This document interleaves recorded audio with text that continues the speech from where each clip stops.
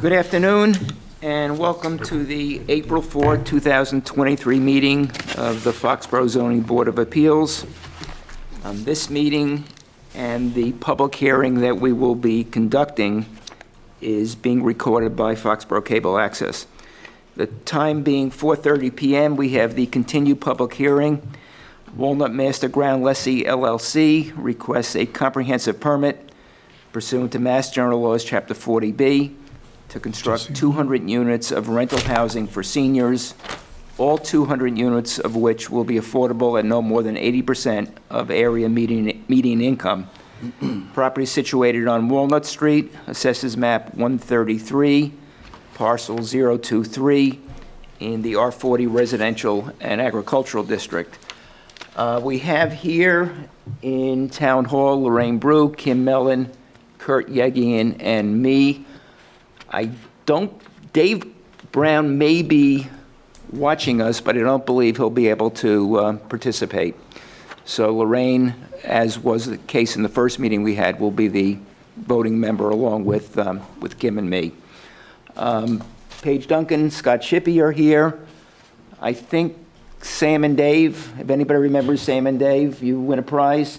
But yeah. I think Sam and Dave from TEC are with us. Am I correct? I'm here. Okay, somebody's here. Good, thank you.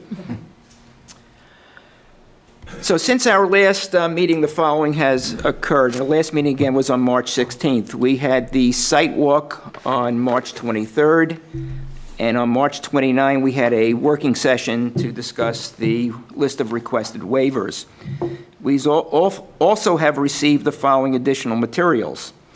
Walnut Street Affordable Housing presentation, which is dated March 9, 2023. Walnut Street Site Section Plan, dated March 9, 2023. Revised Traffic Impact Assessment from Weston and Sampson, dated March 10, 2023. North High Street Views Exhibit, and that's undated, but it was received on March 17, 2023. Revised Utility and Stormwater Report from Weston and Sampson, dated March 24, 2023.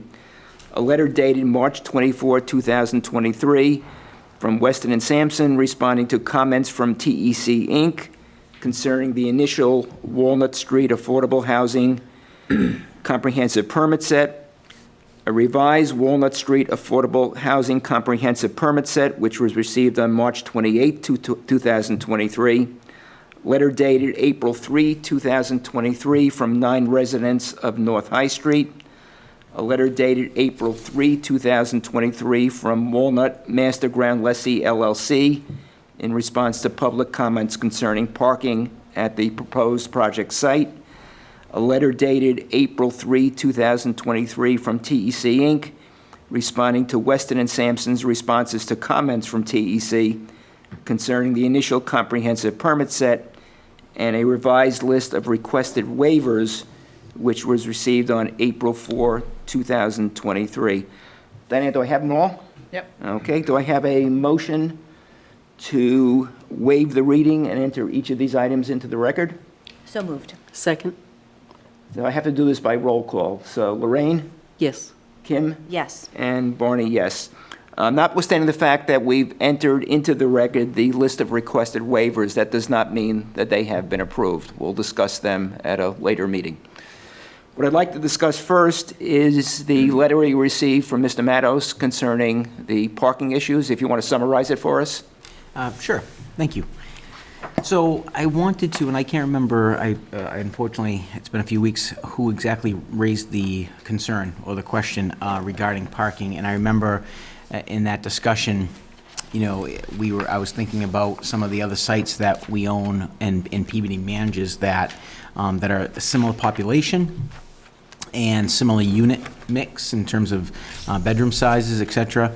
And I know that we've never had any issues with our parking, so I wanted to go back and take a look and see if we could get some real-world comps that we could provide to the board as part of your assessment and your thoughts around that. As you know, one of the waivers that we're requesting is relief from the parking, which, under the zoning would allow for, I think, to 450 spaces for 200 units, which is well over 2.25 ratio.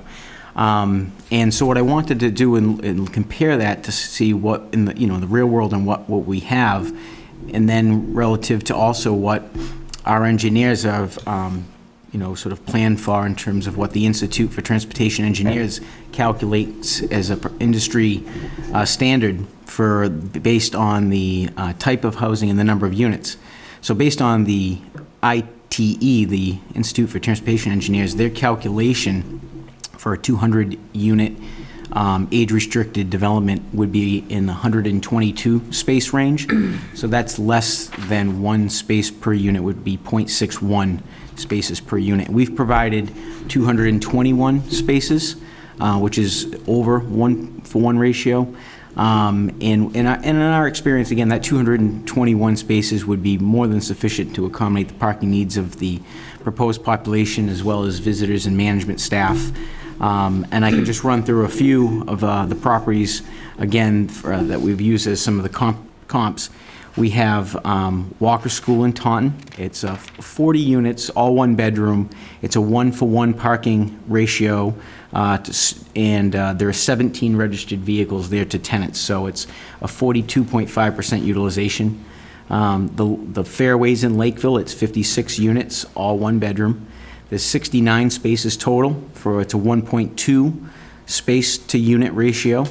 There are 50 registered cars there to tenants, so it's a 72.4% utilization.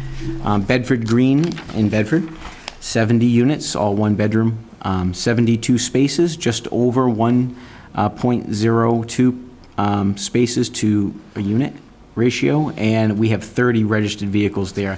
So again, 41.6 utilization.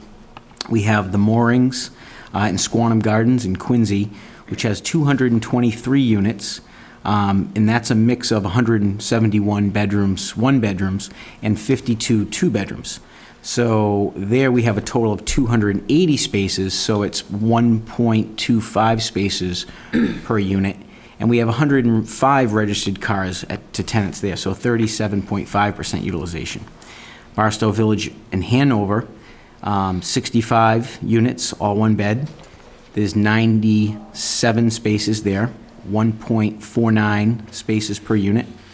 And we have 66 registered vehicles there to tenants, so 68% utilization. Rogers Hall in Lowell, 61 units, all one bedroom. Less than, so here we have 53 spaces, so less than one space per unit, so 0.87 spaces. 37 registered vehicles to tenants, so 69.8% utilization. Additionally, in conversation with the Foxborough Housing Authority, they shared their two senior elderly sites here in town. Centennial Court has 40 units, again, all one bed, and there's 37 spaces there. 32 of those are designated for residents, so 86.4% utilization for residents. And then Carl Annan, which is 64 units, all one bed, and 55 of those, so there's 82 total spaces and 55 are designated for residents, so 67.1% utilization there. So again, as you can see, a lot of those ratios, they don't come close to the 2.25 percent ratio mark, and the utilizations are quite low based on what actual residents are utilizing the spaces, which frees up the additional spaces for visitors, management staff, etc. So that's why we've never had a problem. The only real-world concern that we hear from property management is the fact that residents are trying to find reasonable accommodations to get a closer space. That tends to be the most frequent request. Would you be designating spaces for residents here? Is that a question for you, Betsy, or? Yeah, so under fair housing, we'll do reasonable accommodations, which is, a doctor's note to say they need to park close by. So that would be the assignment. Unless it becomes a real problem beyond that, we usually don't designate, this is this unit per space.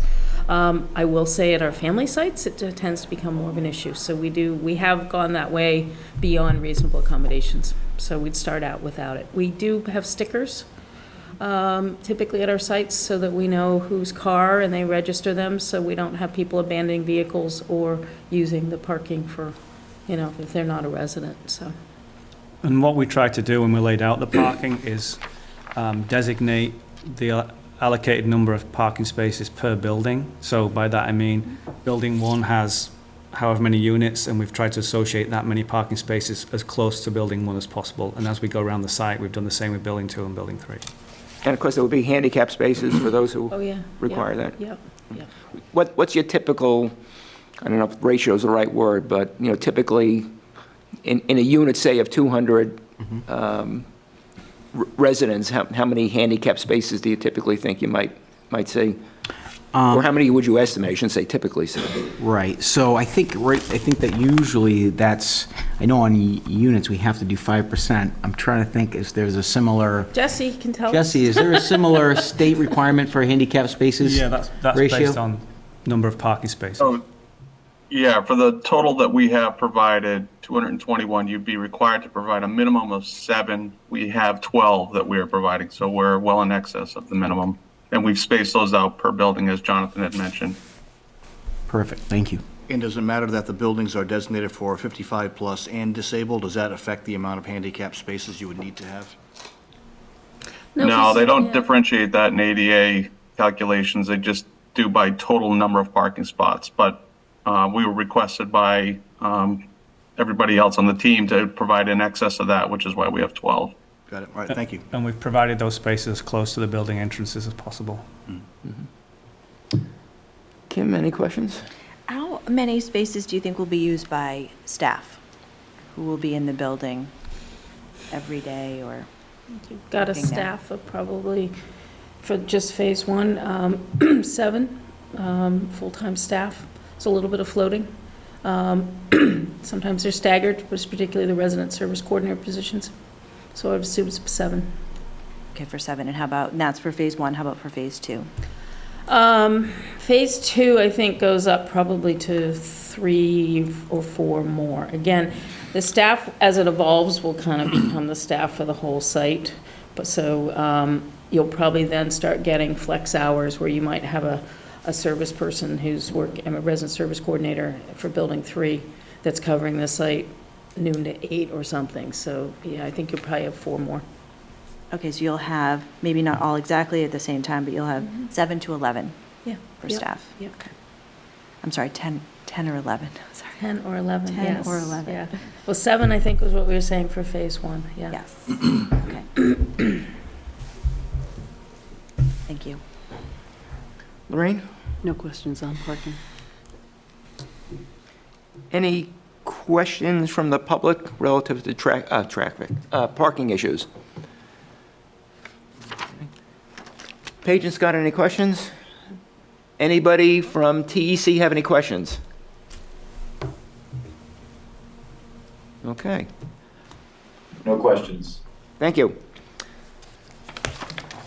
So what I'd like to move on to now is, the plan has been revised, review of the revision, and discussion with some of the issues that have arisen so far, some of the questions that have arisen so far. So Jonathan, is that you or Jesse? It'll be a or- combination of Jesse and myself. Okay. So I'll share the screen now.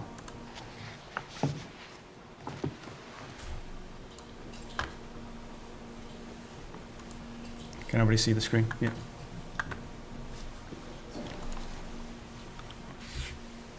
Jesse, can you see the screen? Yeah, that's great. Thank you.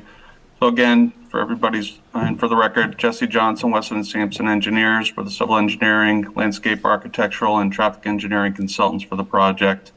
I did want to give everybody a brief overview. It was mentioned all the revised documents that you have received since the last time we had met.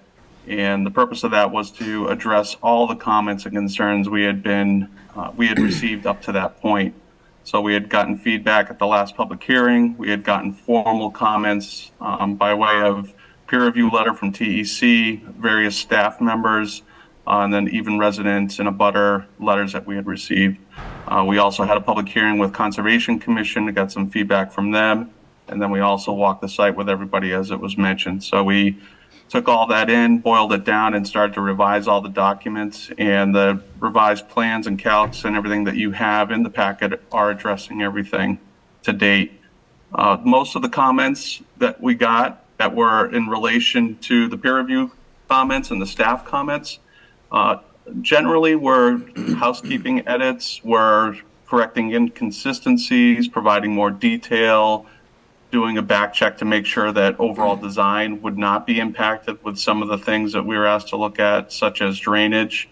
The layout that you see now, the rendering, is what you saw last time, because essentially the access layout in buildings didn't change as a result of all those comments that we addressed.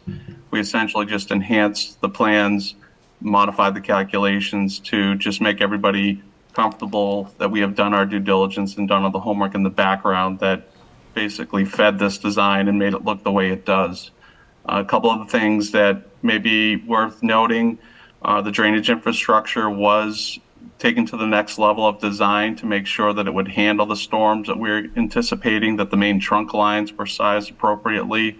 That's something we don't typically do until later on, but we did it now just to make sure there wouldn't be any conflicts with the other infrastructure designed. We also had a request from the Water District to replace another section of the water line along Walnut Street, given the age of that existing water line. And we took that opportunity and did that between the two entrance points, so we showed modification for that. And then we also heard from Conservation to try to improve, if we could, the buffer and the limit of work adjacent to that isolated wetland that you see in the lower corner of the site, which is in the upper area of our project. So we created essentially a 10-foot no disturb buffer, and then we tried to increase up to the 25-foot no disturb area that they had requested. And essentially what we achieved with that limit of work improvement was roughly only a 6% disturbance of that area, the 25-foot area, all the way around that wetland. So we thought, given that it's only 6% and we're doing a 10-foot no disturb, we felt that was a good improvement from the last time you saw it. So that was essentially addressing everything that we had heard. And then we did see a response letter back from TEC acknowledging all of our comments, and I won't speak for them, but it seems like they were good with everything as we have provided to them.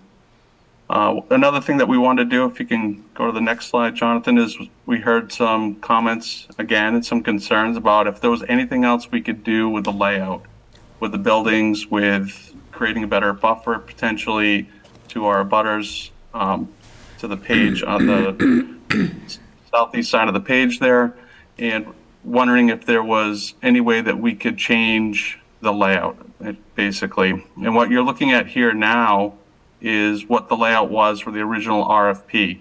And we wanted to show you this because it gives you a good idea of where we started and how much work we've done over the last year to modify the site, considering all the restrictions, considering the buffers, and also it gives you an idea of what those original footprints looked like for the 4-story buildings. So building 1 and building 2, closer to Route 140, those were footprints at 4 stories when we did an initial pass.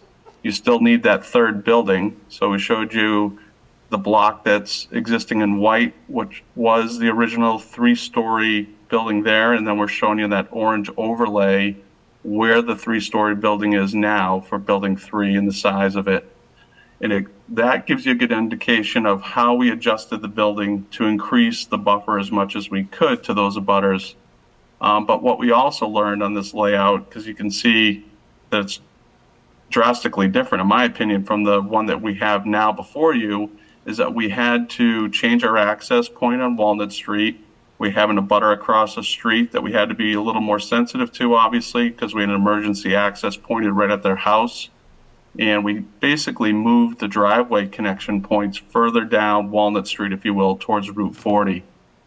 And that allowed us to kind of open up the site a little bit more and get away from the wetlands a little bit better as requested. And it also allowed us to get rid of that, what you see as kind of an area of disturbance and an area of development in the corner where we had it kind of squared off by building 3. We were able to open that buffer up as well, make that more compact and linear site design that you have before you. If you shift to the next one, Jonathan, I wanted to talk about the grading.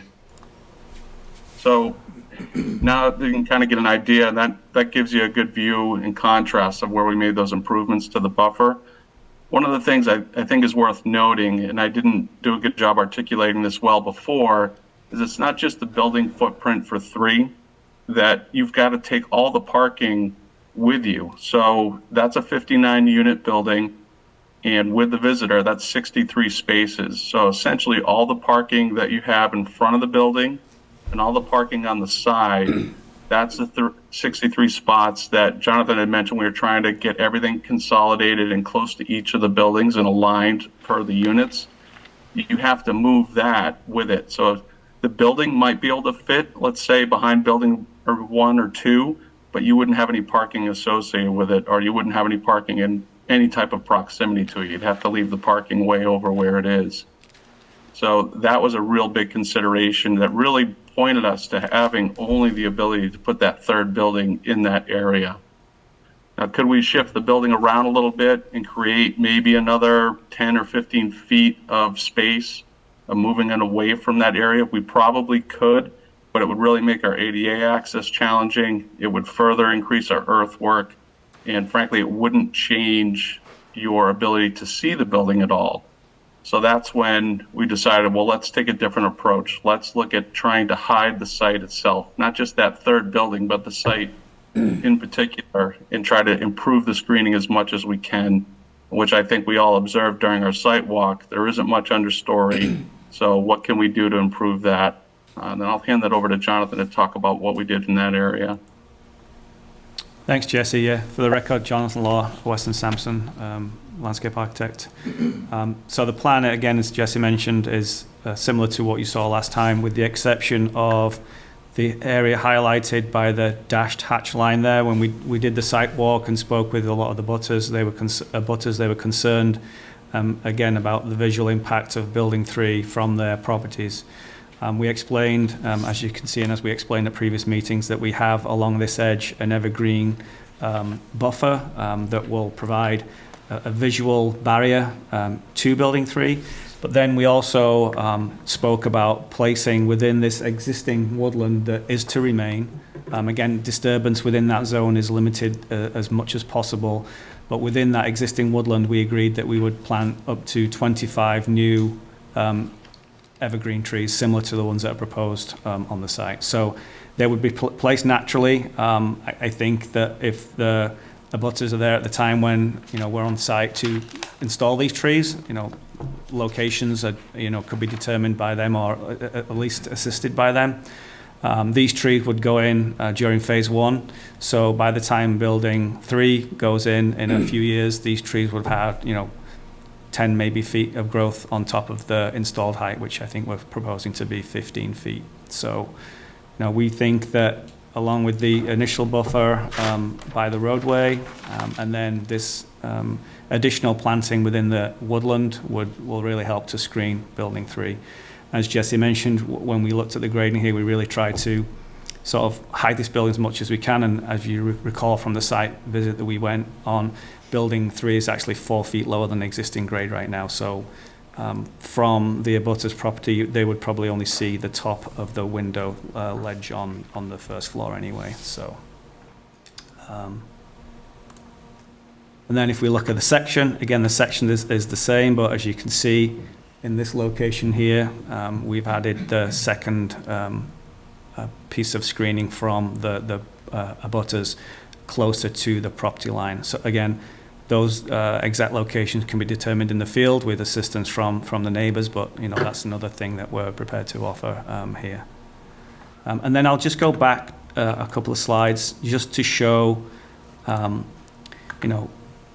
Jesse mentioned, we've really made a concerted effort here to place Building 3, in fact, place all buildings in context of the site, but also being cognizant of the neighborhoods, the neighbors that have been there for a long time.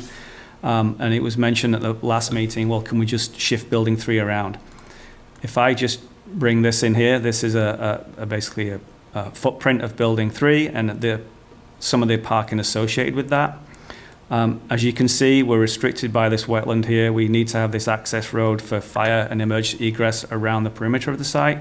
So if I just take this building and start shifting it around the site, if we keep the road, which we need to, and we have to have parking, that building could only be located in that position here.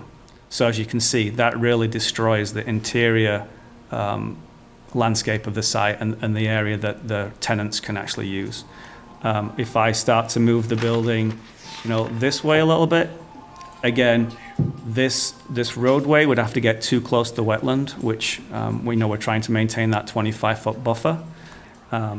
And if we can't really move it any further to the east, because then it gets too close to building number 2. So we really have made a concerted effort to locate building 3 and the other 2 buildings, within this site, again, taking into consideration, the abutters to the property. If we go any further to the east towards 140, we're getting too close, again, to the property line. We can't be grading or doing any work beyond our property line, because that's with Mass DOT land. And again, parking associated with each building kind of determined where these buildings fell on the site. And as you can see from the previous RFP response, it's changed significantly. So it's not like we came up with a design and put our head in the sand and said this is the way it should be. We've really made a concerted effort into trying to locate the buildings and the interior of the site as best as we can within the footprint of the site that we have. And with that, And as we discussed last week, adding a 4th floor would not be appropriate because of some of the funding reasons. Right. You would be adding units into those buildings. And so even when we had the 4-story building in buildings 1 and building 2, it was the same number of units. So we can't change the unit mix, really, so. And did you mention that the trees will be planted during phase 1? yes. Okay. So by the time phase 3 starts, they'll have some substantial growth? you Yes. mentioned. Okay. Correct. I think you said 25? Yeah. 25. That In an that- estimate, or do you think In you that can? hatched area, because that would be the new area. Right. Because the ones near Building 3 would be problematic, because that's when the construction will be going on. So these could be planted and let them start growing. I mean, that's the estimate. If it fluctuated either way by 5 or something like that, I don't think that would be a problem. But again, we'd seek assistance from the abutters out there to place these trees, in a way that, only serves the community, screening from them, but also screening the neighborhood, the neighbors from the site itself. And they're pretty And you're- wide too, right? Yep. In that area, you're contemplating the same type of evergreen as you would on the perimeter? It may be different because of solar orientation and existing woodland and shade and things like that, but it would be an evergreen variety, yes, and fast growing also. Kim, any questions? I'm trying to find it, it's in here somewhere. You had given us, way back when, a illustration of what it would look like from North High Street with respect to some of the screening arborvitae. Does that change given the potential? It does change, actually. It becomes better because, as you may recall from the site walk, the abutters' properties are higher up than the site itself. So we're proposing that second row of evergreen screening, which will be placed at a higher elevation. So, in fact, that view that you saw would be actually enhanced because the trees would be planted at a higher elevation and therefore be higher up at day 1. Okay, great. So I'm looking at the picture that says post-construction completion of Phase 2 for Building 3 in the winter. So it looks like what we're seeing is, you're seeing the roof line and you're seeing some windows.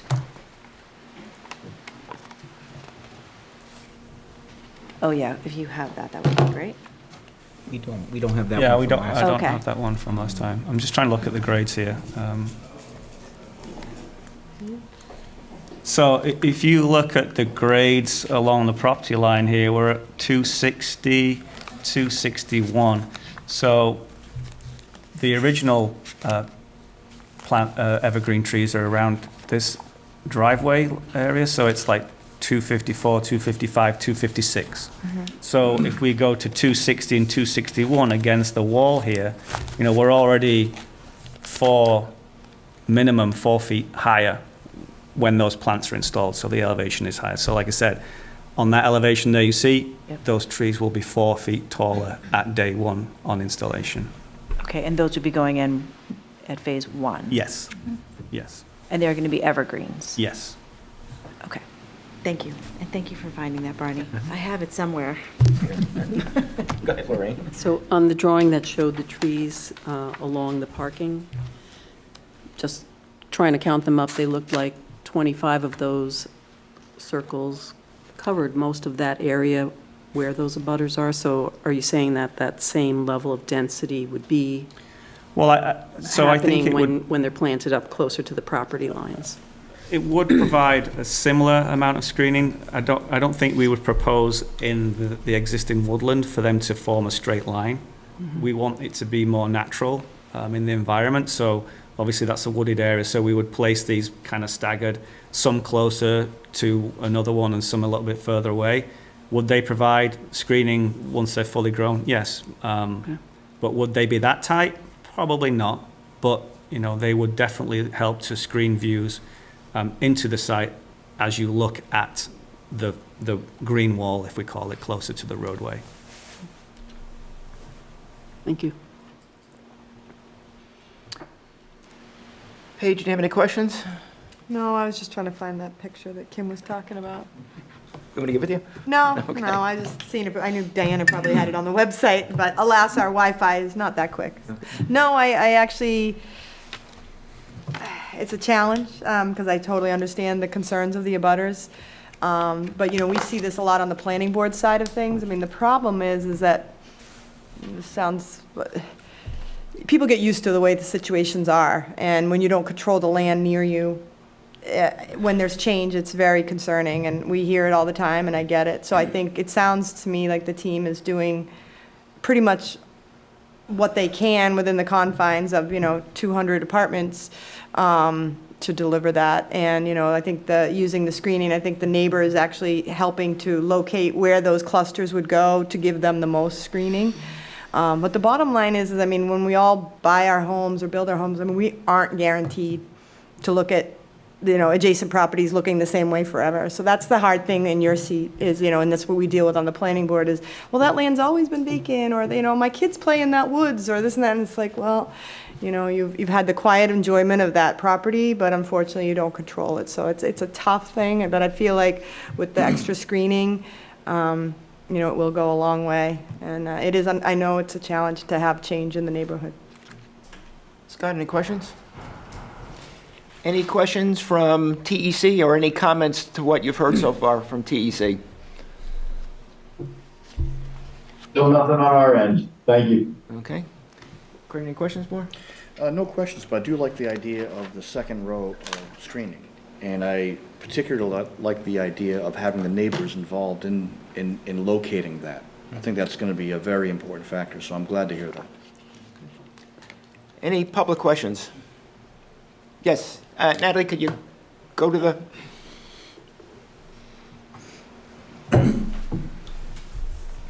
Natalie Prosser, 58 North High Street. You were saying the additional buffering, which I like, is a good idea. But you were saying something about along the wall. There are some really tall, mature trees right there where in the summer, there's a lot of leaves on the top. I know it's not all the way down, but those do help with the height. So if we can keep those trees that are closer to the wall, I just didn't want like you to say you were going to put everything right up to the wall. Does that make sense? No, yeah, and if that was how that came across, I apologize, but we would not be taking any trees down to put in new trees. Okay. We would, within that existing woodland, all trees would remain, except if they're diseased or dying, then we'd take them down. Okay. And then, like I said, we'd go out there with the landscape contractor and whoever else wants to be there, and we would place trees where it makes sense in terms of root growth of existing trees, and then the best possible location for screening from your property and other properties Okay. along adjacent to the site. Okay, thank you. I just wanted it known, my feeling anyways, not to take those down, so, thank you. Thank you. Yes, sir.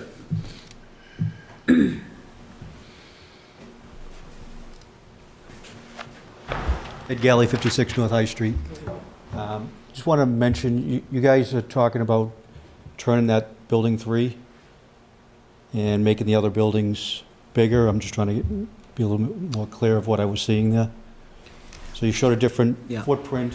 I think what Jesse was trying to illustrate was that the process that we've gone through from the time we submitted our request for proposal response to the Housing Authority, and it was accepted into where it is now, and how the original building you see there in the white, that's what we had initially proposed, and as you can see, the parking and the building were much closer to the neighborhood, and so we've shifted it since then. And then what I think Jonathan then tried to show was, and then even if you take the footprint of the building, the parking has to go with it, because you can't have the building without the parking, because people need to park. That's the existing footprint right now? No, The white. That's a new footprint. The dashed is the new Dashed. footprint. The white is the design that we submitted as part of the RFP response. So you've moved this up? So we've moved Yes. it further away and angled it further away from the properties along North High, yes. So from the center of the road, like I'm going to go by my property because I measured it, to your flag was about 100 feet, and then you take it away 10 feet for the road and 15 feet for the vegetation that you want to put in. So that leaves us with about 75 feet at that time, so you're going to say that's going to make it more? I'm just trying to understand what you're... I'm not following. Can you just repeat that question? So in other words, you had from the center of the road, when we looked at, Yeah. did the walkthrough, you had the flag, and when I measured it from where my property is, it was approximately 100 feet. And then you come back 10 feet, which is the end of the road. Yep. And you said it's about 15 feet for the vegetation that you had to put in. Yeah, 15 feet plus or minus for the grading for the vegetation, yes. So that left a 75-foot buffer in Yep. the middle of my property to that flag. Yep. So that changes that now and makes more... No, that is, that dashed line, so if I go to this plan, that is where, that's the design. So that's the building we've been looking at the whole time? Yes. So you're saying you've already changed it to that? Yeah, so that's just, that building, as we saw on the site, as staked out on the site, is the dashed line. And that's just superimposed over the initial design that we started with. So what we're trying to show on this slide is the progression that we've made to go from this design that you see here to the one that we're proposing now, if that makes sense. So it's no different than what we've been looking at? So one other, Since the last... sure. No, it's Yeah. this, So no, everything's exactly the same? I was One- under the impression when you're showing that you've made another adjustment since we all talked. no, that was just saying the amount of adjustment we've made to get to this point.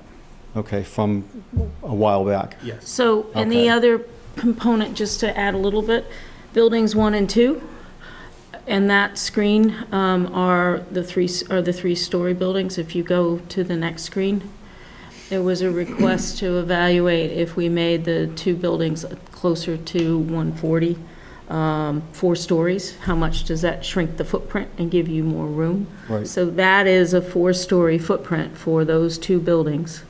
And then showing, really, that doesn't free up more space to manipulate the 3rd building on the site. There was a request to see if we went back to 4 stories, how much space we'd pick up. You're saying it doesn't make any It difference? doesn't, because if you saw when he moved it around, it doesn't really change the configuration. Yeah, again, if I move this building here with the associated parking, we have to maintain that road, and the road is as close as it can get to the wetland. So if I start moving this building 3 around, you can see that, sure, we can move it over, but at the detriment to the entire site, basically, to the interior of the site. Well, in the grades, too. And grading is also an issue, yes. I mean, it's kind of concerning because it's like you're comparing the amenities that you're getting for these buildings to the amenities that we're going to lose. I mean, it's like, for my, I mean, I'm not trying to be selfish, but it's my property is gonna have this building dead center in front of it. And whether I lose property value, I don't know what's gonna happen. You know, and it's just disturbing. I mean, we've sent you guys a lot of letters and stuff, and I appreciate everything you're gonna do, but it's, that building 3 is just, it's a game changer on our property. Like I said, you know, we're screening it as much as we can. We'd love to have you out on site when the screening goes in to, you know, help assist where you think the best views are, you know, restricted from looking at building 3. But I think ultimately, I understand, you know, what you're saying, but I think ultimately in 5-10 years, you're not even going to see building 3. You Well, really we will, we'll see the roof. I don't think And, you will. I mean, we were told initially when we started this, we weren't gonna see any roof lines.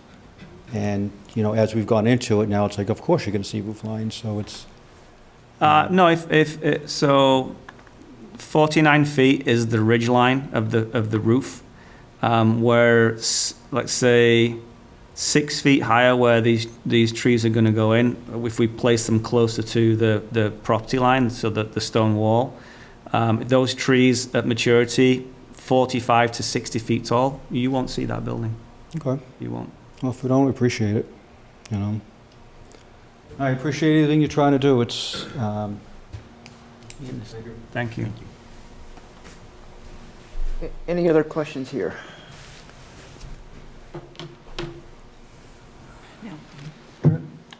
No questions, no. Okay. Anything else from the public? Okay, Frank, anything else you want to cover? Nope, I think we've hit everything. Okay. Gee, I told my wife I might be home at 6:30, but I don't know. We should go out someplace. Let's not count our chickens before we hatch. We're not done. I said, don't count our chickens before we're hatched. We're not done yet here. No, we might be done tonight, but I've got nothing else that I had intended to discuss tonight. So unless there are any other questions. I had a question about the Go ahead.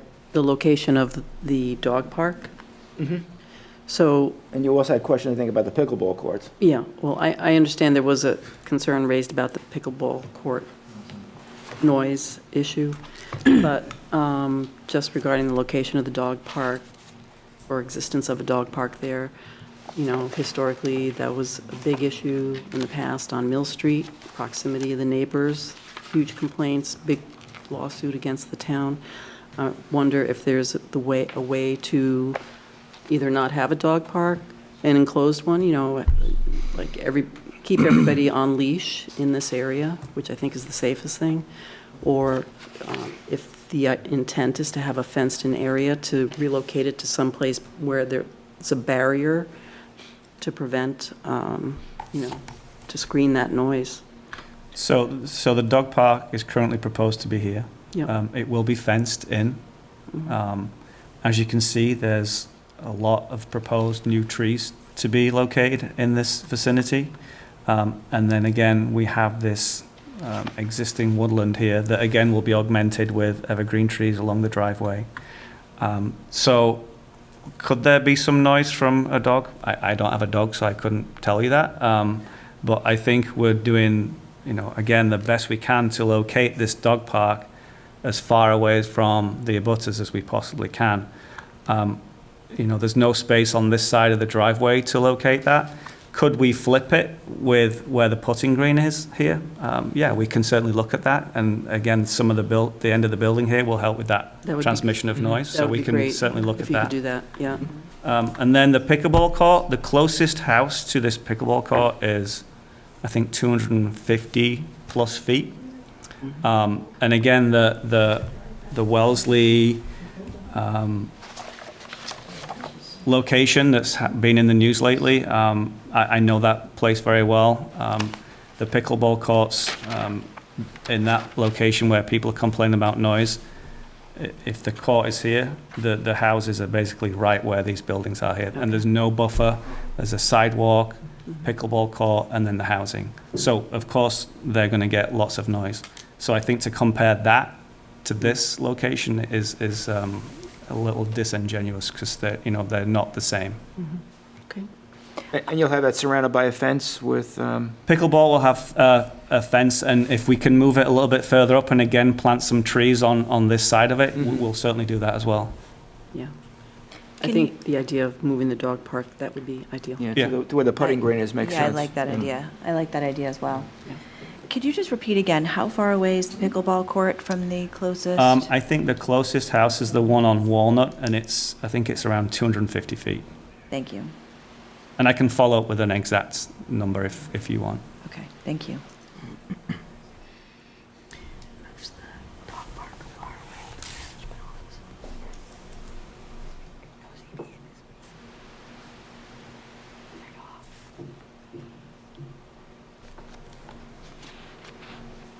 Anything else? Any other questions? No.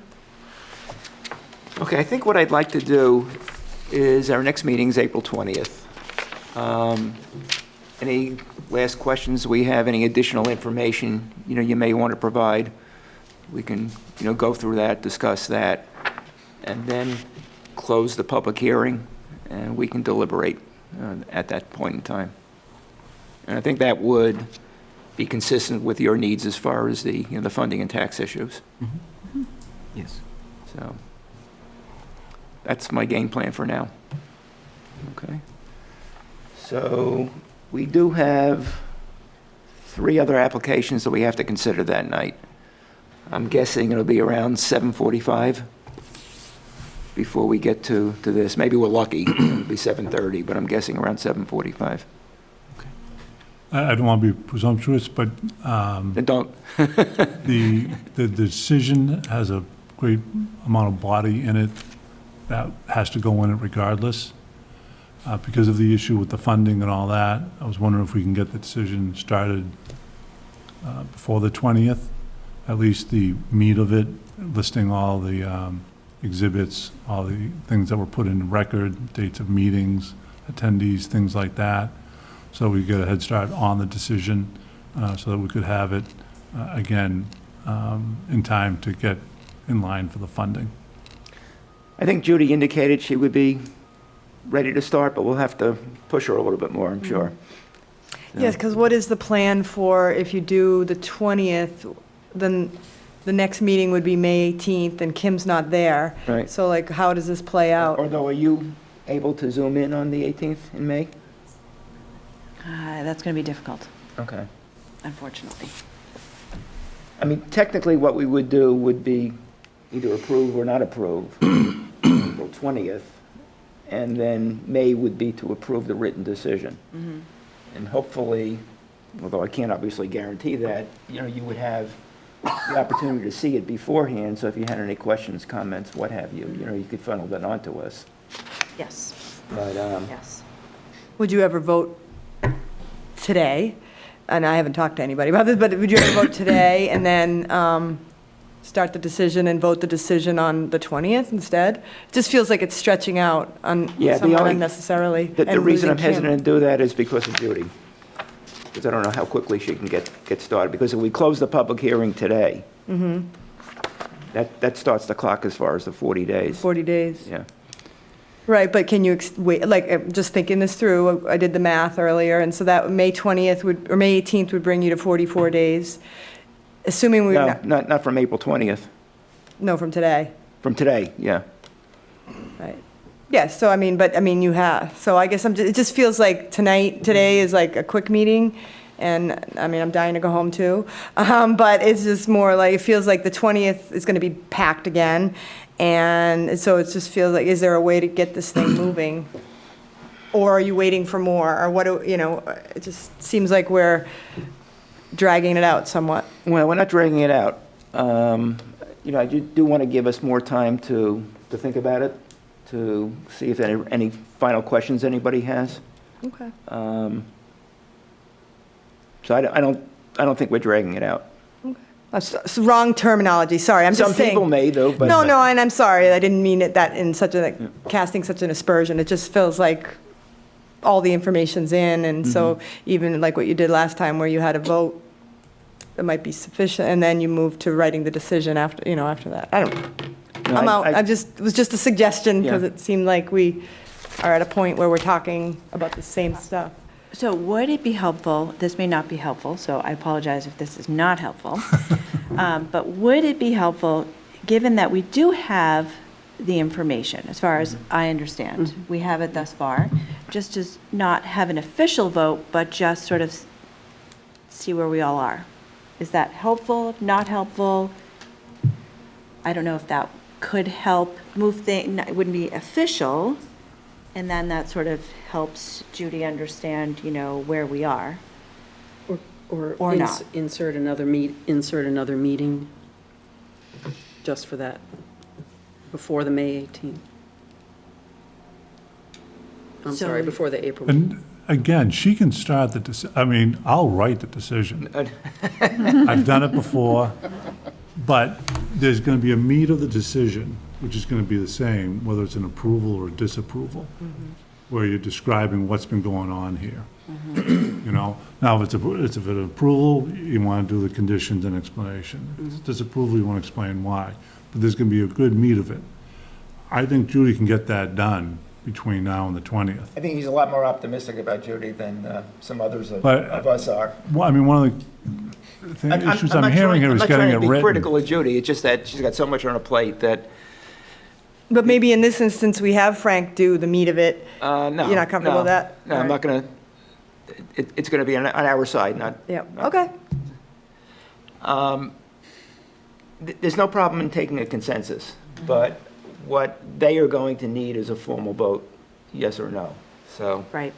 Yeah, And- but and by it's the something next that Frank meeting, and I if have discussed, possible. that, once we do a formal vote, what I would do is draft a letter that we did, approve it, subject, we still have to approve a written decision, but we have approved it, assuming that's the case.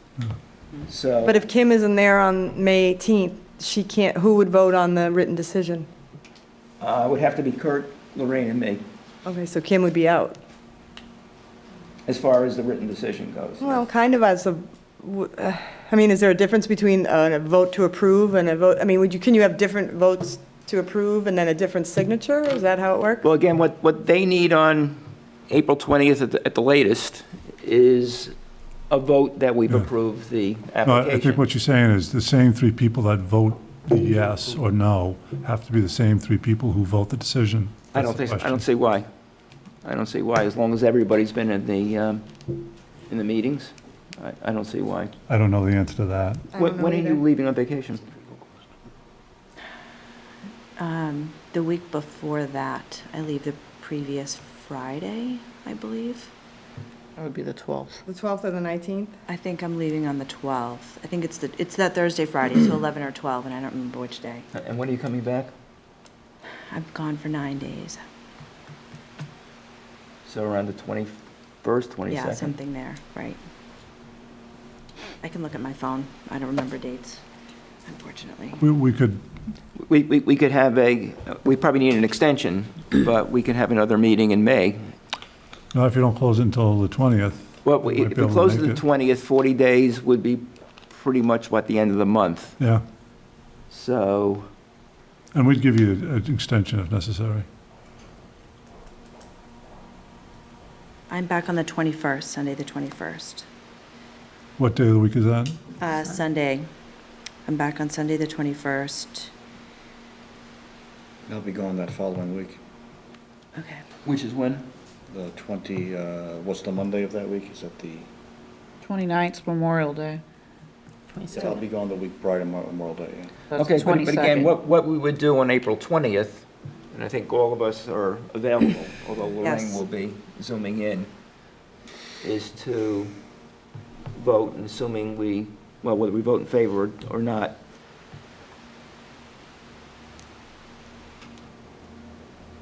we would then be able to, you're leaving on the 21st, you said? Yes.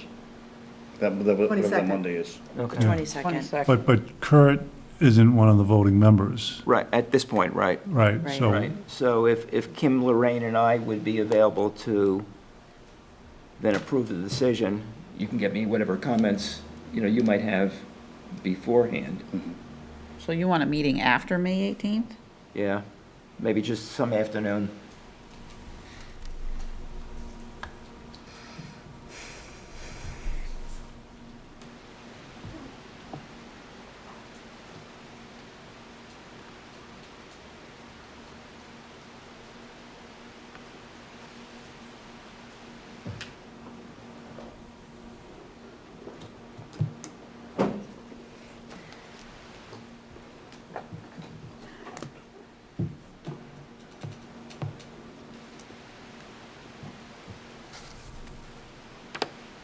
If I close the public hearing tonight, what's 40 days from tonight, Diana?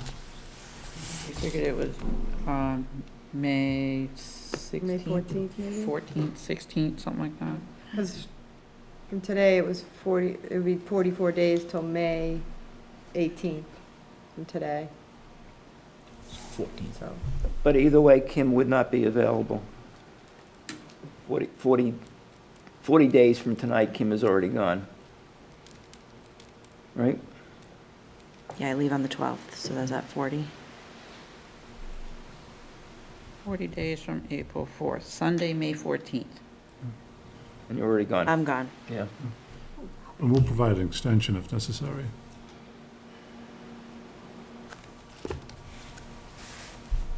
So I haven't been speaking with Judy, but do we need to talk with Judy to make sure she's got the time to do this?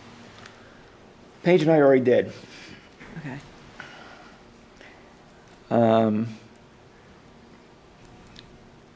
I think she seemed to indicate that from the 20th she would. Having 40 days. Yeah.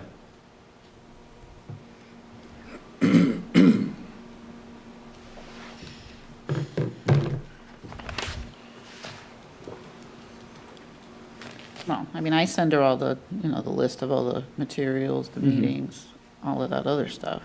you fill it in? Or you, I send it to her and she puts it in the yeah, okay. decision. Yeah, yeah. That's what I did with the last one. So one possibility would be we have our April 20th meeting, and then, unfortunately, I really cannot zoom in. I wish I could. It's just simply not going to work, given how everything is. It's not going to work.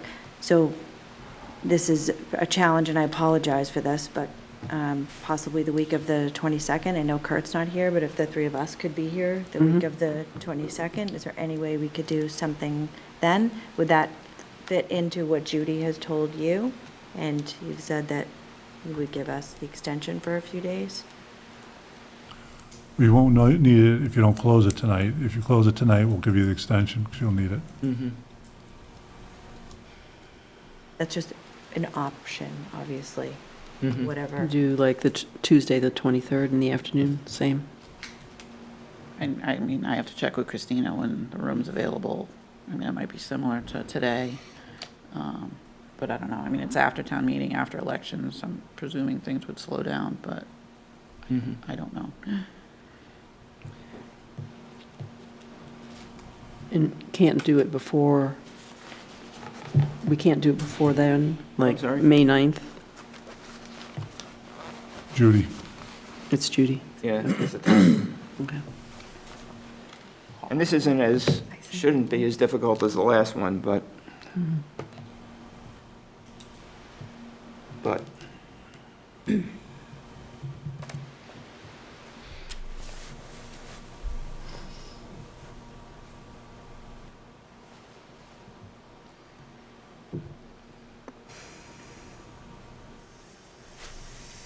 I mean, how much time does Judy need after April 20th? Could you do it like the first week of May? Last week of April?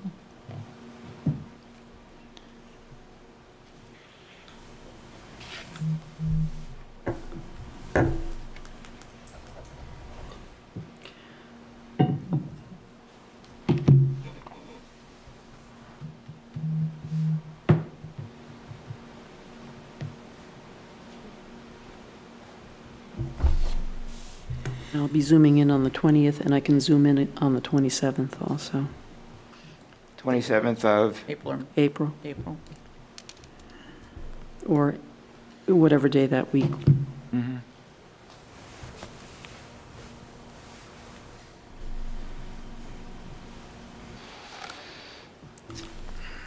so let me ask this question. When we take a vote, we're going to have to close the public hearing, okay? That starts the clock running, okay? Let's forget about, will Judy be available or not? She better be, one way or another, and I'll draft whatever I have to draft. Are we ready to make a decision tonight? Yes. I am. I am. Okay. So what we would do then, we would close the public hearing and then deliberate, and then a motion to approve, which we'd vote on. And I'd follow that up with a motion to direct Judy to, draft a decision consistent with that vote. Again, I think we're going to need more time just to be safe. Is that? Sounds good. I agree. All right. Somebody want to make a motion to close the public hearing? Well, are we closing the public hearing? Yeah. That means no more, we can talk, but nothing from the public. Okay. That's something, again, that Paige and I discussed with Judy. That wasn't my Okay. initial thought, but that's Okay. what she suggested. Okay. Actually, she did more than suggest it. That's what she told us we needed to do. Today? No, not Or today. not No, today. when- It was like, whenever- well, whenever we're ready to process-wise. vote. Well, okay. Shooty. Yeah, she's now running things. I think she's on a plane someplace now. Oh, she's stuck on Logan Express on the expressway. Oh, okay. Boy. Okay, I move that we close the public portion of the meeting. Second, Public portion of the hearing. Public portion of the hearing. second, Okay. Lorraine? yes. Kim? Yes. And Barney, yes. Okay. So what we need then would be a motion to approve the request for a comprehensive permit. Let me draft something.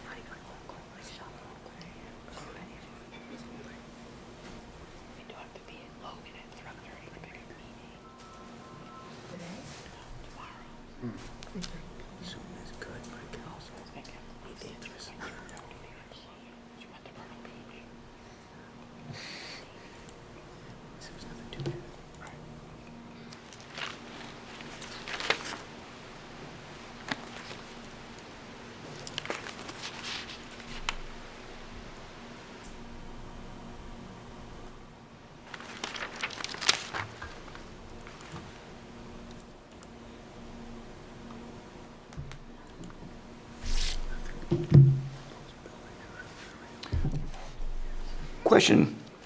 or I guess from Mike and Betsy. So the hearing notice has talked about 200 units of rental housing for seniors, but technically it's 200 units of rental housing for disabled individuals and seniors.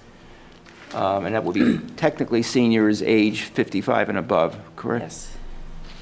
Really shouldn't even say seniors, I probably should say individuals age Yeah, 65 and above. Would agree. That did hurt my feelings.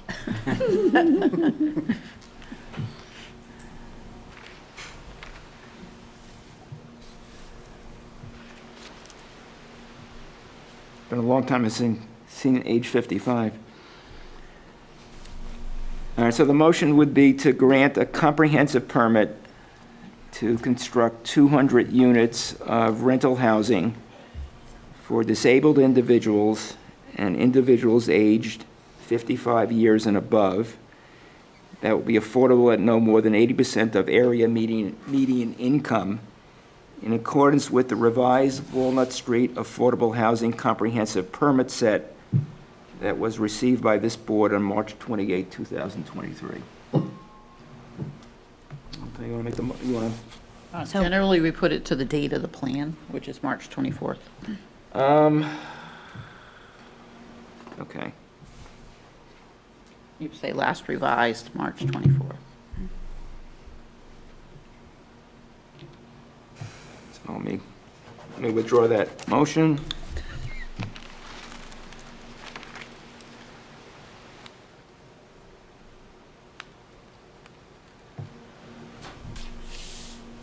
All right, I'll try again. Grant a comprehensive permit to construct 200 units of rental housing for disabled individuals and individuals aged 55 years and above.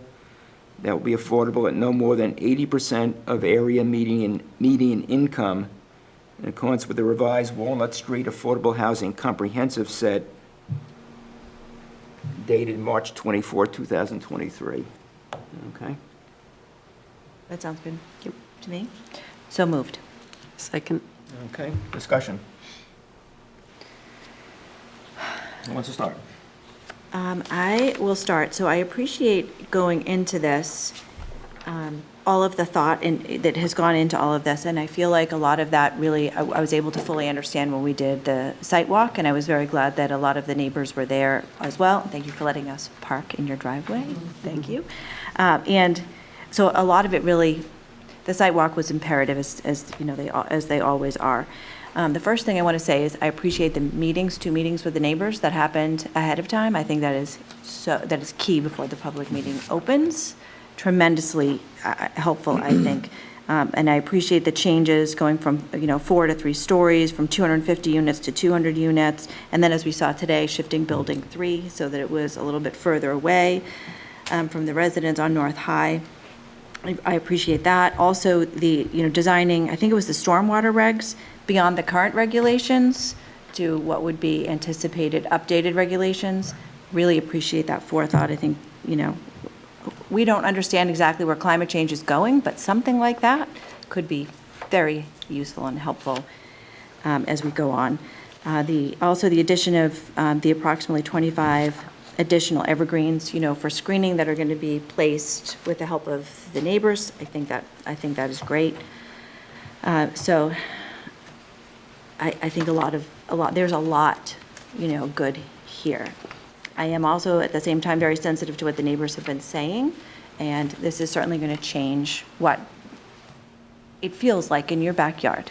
So I can certainly understand that, but I think something that Paige said earlier really struck me, and that is, Paige, I don't want to paraphrase and do this. Your quiet enjoyment of your adjacent property, that type of thing?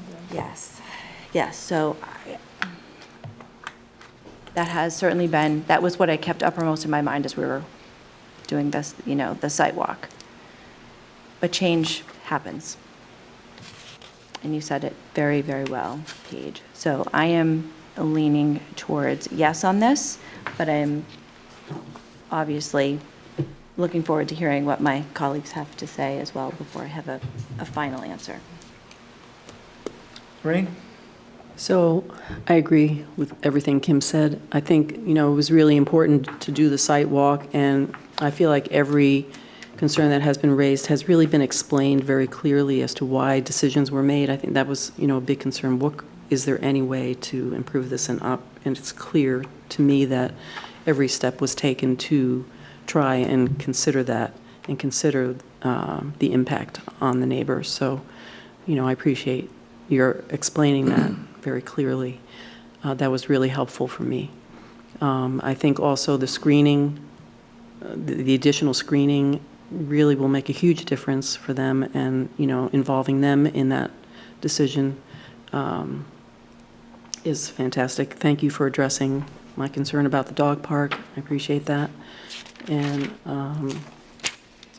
but I think in general, all of the concerns have been addressed, and as best as can be, trying to make sure that both parties get maximum benefit from this. So I think the project is really fantastic for Foxborough, and thank you for all of your work and explanation. I appreciate it.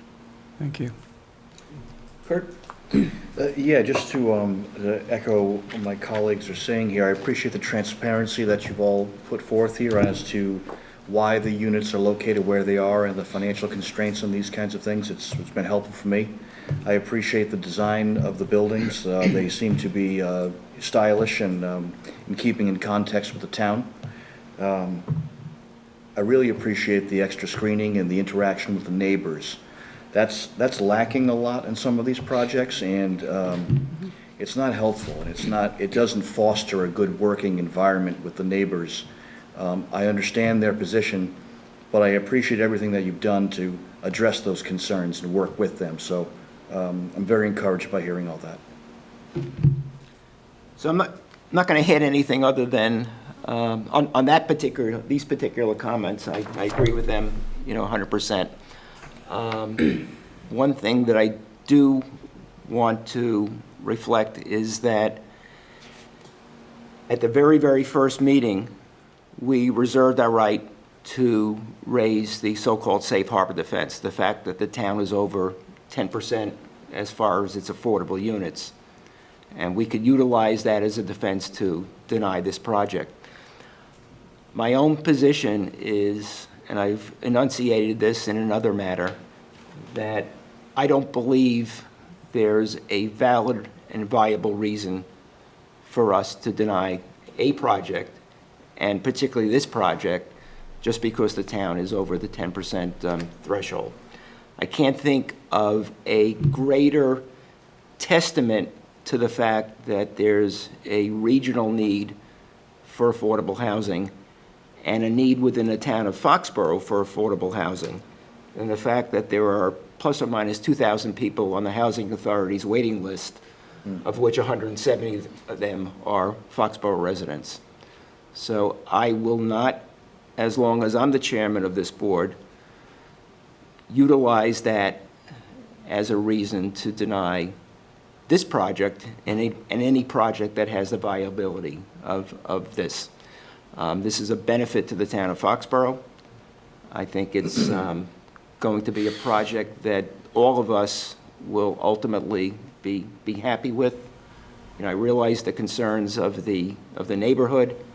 I'm appreciative of the efforts that have been made by Weston and Sampson to address those concerns.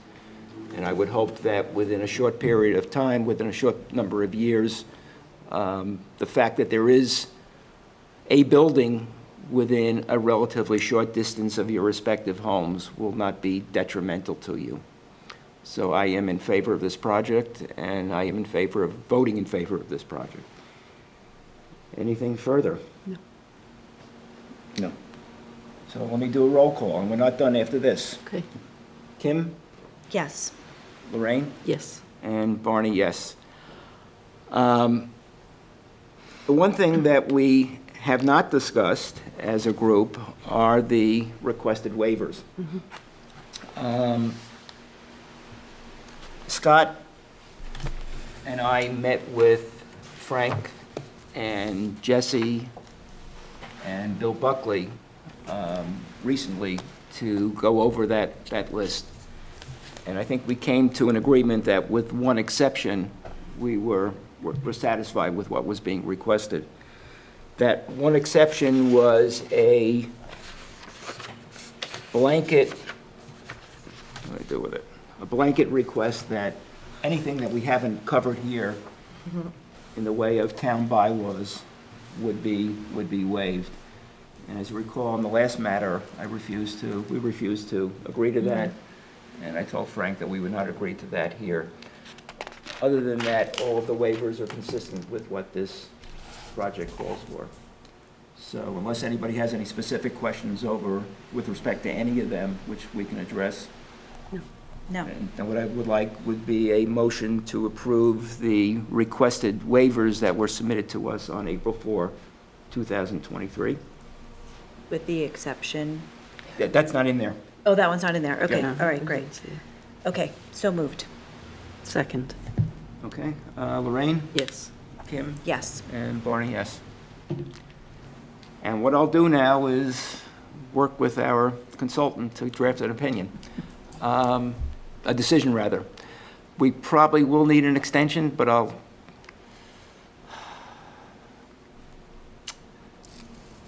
Do we, probably want to do it tonight. that's fine. Do we need to continue this to the 20th, you think, now? There's no reason to. Right? Well, But we have to continue it we to have a to date continue it. certain. But she won't have anything by the 20th. Right. But we do have to continue it. Why don't we do this? Let me have a motion to direct our 40B consultant to draft an opinion consistent with tonight's votes. Decision. Decision, Decision that's consistent with tonight's votes. So moved. second, Okay, Lorraine, yes. Kim, Yes. and me, yes. And I think what we can do, let's continue again, the public hearing is closed. Deliberation. Did you want to continue to the 20th, and I alone will just show up just for the discussion of extending the period? So you have an opportunity to decide what a good date is for the three of you? Again, we said 40 days from tonight is when? May 14th. May 14th? What she said. But you also have the issue on the 18th with Kim. Yeah. Would you want to try to have a meeting the week before Kim goes away? To be going away the 12th, right? I leave on the 12th. So that is a week of town meeting, Town Yeah. meeting, yeah. so you know, Monday will be town meeting. Monday the 2nd is town elections, and Monday the 9th is town meeting, so we can't have meetings those days. Bob Cutler won't let you. But we could shoot for, like you say, a Tuesday, Wednesday, or Thursday, like an afternoon, late afternoon type thing that works. I mean, Thursday the 5th, that's the first Monday of the month, so there might not be anything. Yeah. Now, Frank, what Or Thursday, the 4th, right? again, Right. we've got 40 days On from Thursday tonight the 4th, sorry. when we're supposed to have This is a weird calendar. It doesn't start with Sunday. It starts what we with really have is 54 days from tonight to file a written decision with the town clerk. Not the second. But Judy is insistent on 40 days. Once we close the public hearing, we're required to render a decision within 40 days, and then within 14 days thereafter, file the written decision with the town clerk. But you've already made the We've decision, already made the decision. so you have 14 days. So no, Judy looks at it as 40 days.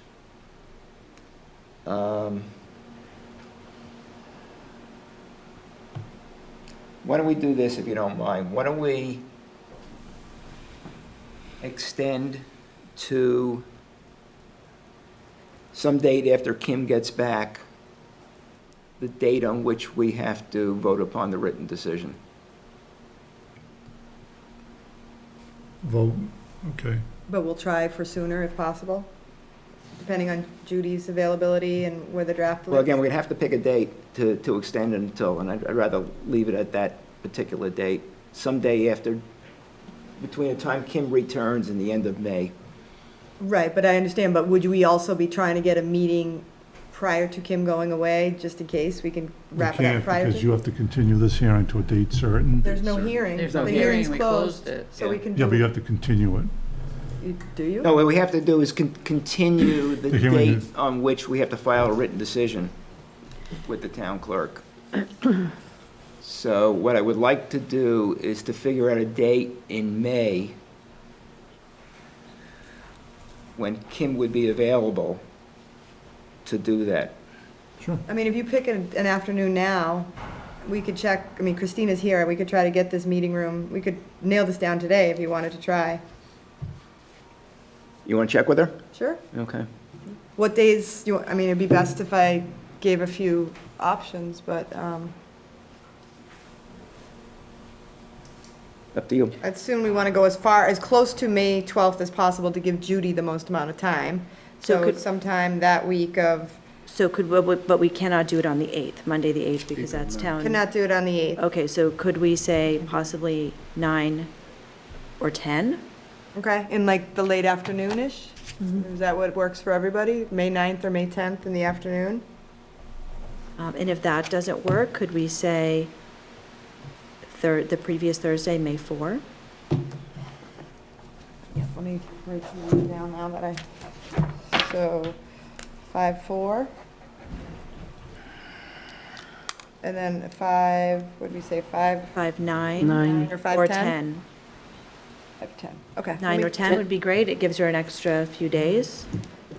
Well, on the 10th, I turn into Cinderella at 5 because I have a hair appointment, and if you're a woman, you do not mess with the hair. No, you do So not. I will not be missing that. I can zoom in from the chair. You know what she's talking about, right, Scott? Let me go check with Totally. I completely understand. Hey, I do have a feeling, Frank. You just heard it. That's twice tonight now, right? Oh, just getting hurt all over.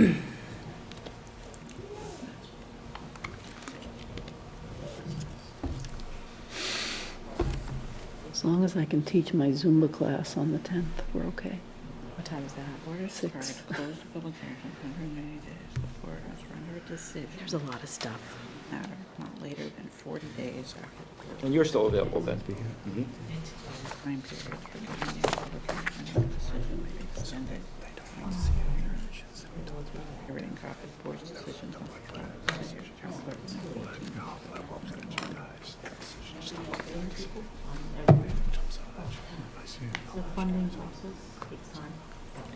So what we would do, Frank, would be to pick a date on which you've agreed to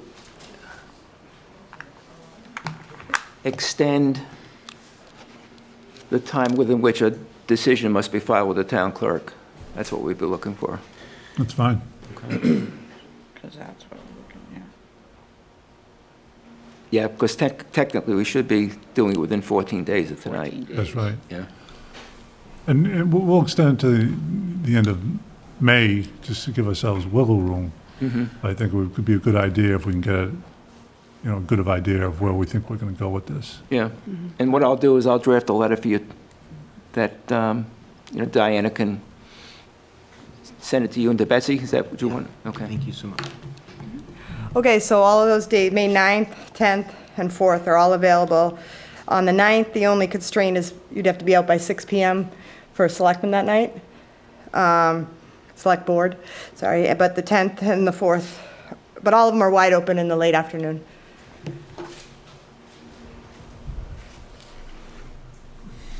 Whatever's convenient for people, I'm available. I'm available. 9th? Okay. 9th?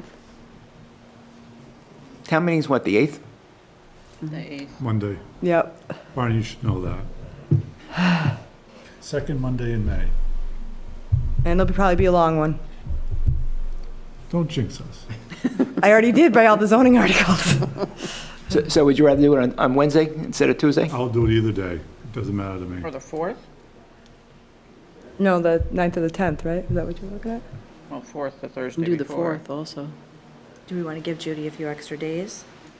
I'm fine with the 4th. I'd rather not do it that week because I don't think it's going to give Judy enough time. Okay. Okay. I mean, the answer to your question is yes, I'd rather give it the extra week. So either the 9th or 10th is good for me. I prefer the 9th. Okay.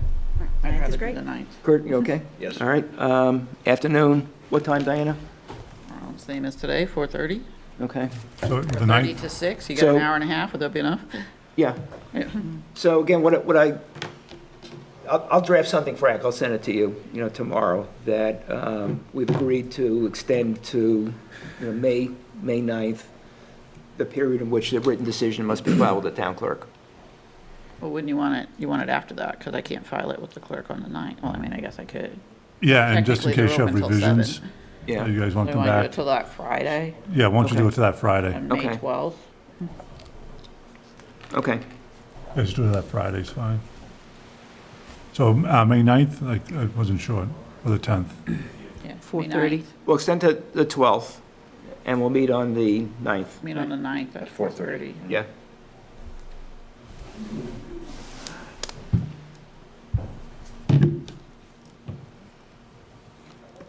Okay. Anything else? So you're going to continue the public hearing? Nope, public hearing's done. Public hearing. What's that? Public hearing is done. closed. So, No, the public hearing is closed. closed, we're done. The hearing is still going The on, meeting is still going on. so you have to continue it. To May the 9th 9th. at Yep. 4:30. And could we have a date by which we'd like to have the decision in hand to review? I'd like to have We would it, love that. We still have some conditions, right, to discuss. Are we going to discuss this on the 20th? Discuss conditions on the 20th, just so we can give Judy a little bit more time to put those in before the 9th? Does that make sense? Mm-hmm. So the 20th, we'll discuss conditions. Mm-hmm.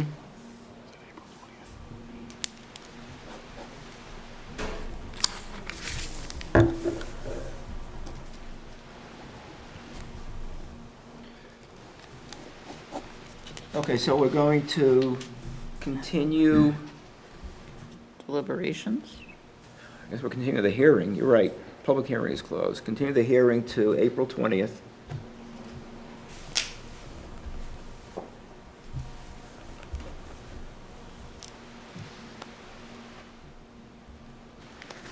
And probably we'll do that night, we'll continue it then to May 9th.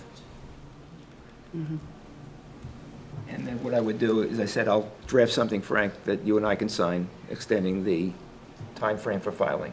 To the 12th? Yep. And hopefully that'll give us enough, hopefully we won't have to extend it again, but, If necessary. yeah.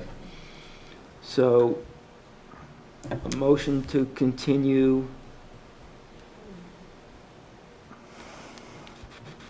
the hearing till April 20? So moved. Lorraine? Second, Lorraine? yes. Kim? Yes. And Barney, yes. Okay. And for the 20th, I'll just show up, with either Betsy and or Mike. I'll have Weston and Sampson, one of them will get the short straw and ask them to zoom in, just in case you have any questions for them. Mm-hmm. Is that right? And we'll Yes. primarily discuss conditions. Okay. All right, thank you. Okay, great. And for those who didn't answer my question, Sam and Dave were an R&B group in the 60s and 70s. Lorraine I should knew remember that, I knew that. I wasn't going to admit it, though. All right, thank you. Yes? Thank you. In the event that everything goes through, should we supply our contact information with either you guys or you guys for the buffer? Would you want to do that now, or would you? That's fine, if you want to do that now, we can take down information, or... I mean, it's No, for, the I third mean, one is the billboard thing. You should have gotten that one. Say, I don't have my card on me right now. I do. No, Mike, Do you have I your do. card? Okay. Barney, So we you need a can- motion to adjourn Email us during the, the whole meeting. Yeah, and then that. unless we got something else. Well, We're supposed to adjourn by 6, so we got 2 minutes. yeah, and then I want to talk to people for a couple seconds. The motion to adjourn? I do, I think I I should. motion we adjourn. Second, Lorraine? yes. Kim? Yes. No, you Kurt? have a 6:1. Yes. And Barney, yes. Yeah.